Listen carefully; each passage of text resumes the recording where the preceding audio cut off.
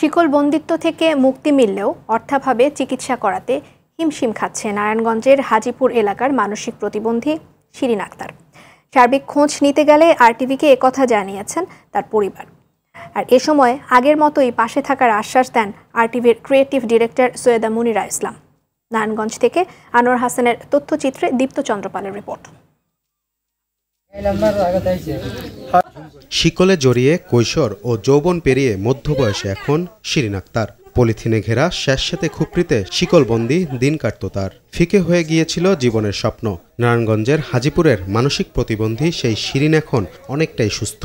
আমার বোন এখন সুস্থ আছে, চিল্লাচিল্লি করে না, হইচই করে না।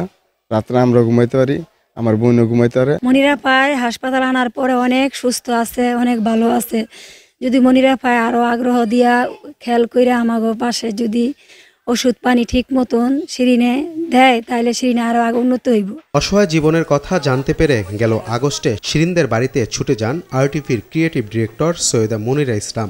আরটিভিতে বিষয়টি নিয়ে প্রতিবেদন করা সহ উদ্যোগ নেন দুর্দশা লাঘবের। পর্যায়ক্রমে এগিয়ে আসে সরকারি বেসরকারি বিভিন্ন প্রতিষ্ঠান। ফলে ধীরে ধীরে বদলে যেতে থাকে শিরিনের জীবন। এই শীতে কেমন আছেন তিনি সে খোঁজ নেওয়া সহ এবার শীত বস্ত্র দিলেন সৈয়দা মুনিরা ইসলাম। শীতের সময় শিরিন কেমন থাকবে, তার কি কি প্রয়োজন সেগুলো আমরা আগেই জেনেছি।